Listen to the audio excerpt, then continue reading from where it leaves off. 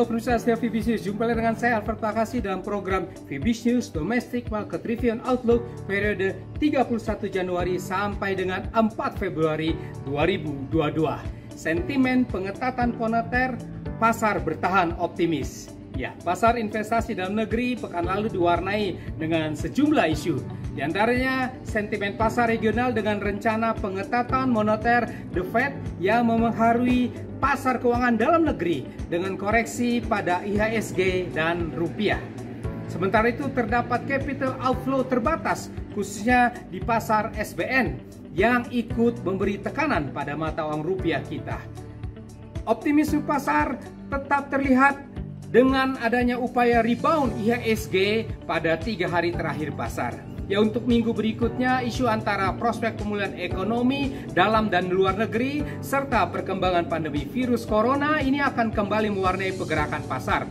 Seperti apa dinamika pasar hari-hari ini? Berikut detail dari Fibis News Domestic Market Review and Outlook periode 31 Januari sampai dengan 4 Februari 2022.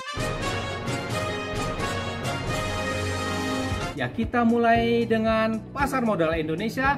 IHSG pada pekan lalu terkoreksi 1,20% secara mingguannya ke level 6.645.511. Ya, IHSG ini terkoreksi dari level rekornya lalu rebound di 3 hari terakhirnya. Walaupun sempat tergerus signifikan oleh profit taking lalu kemudian bangkit secara bertahap.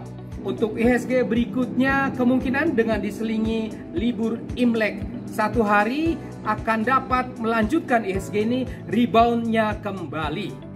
Beralih ke mata uang rupiah, pekan lalu terkoreksi 0,35% secara mingguannya ke level 14.387 rupiah per US dollar. Rupiah ini melemah di minggu keduanya dan bertengger di posisi 3 minggu terendahnya oleh melajunya mata uang US dollar. Untuk minggu depan, mata uang rupiah ini kemungkinan berupaya rebound perlahan karena mendekati area oversold-nya.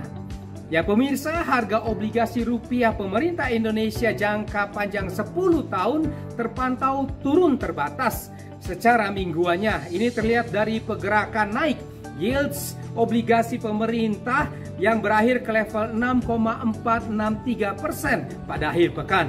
Ini terjadi juga di tengah berlanjutnya aksi jual investor asing di pasar SBN walau agak terbatas. Sementara itu, yields US Treasury terpantau menguat perlahan.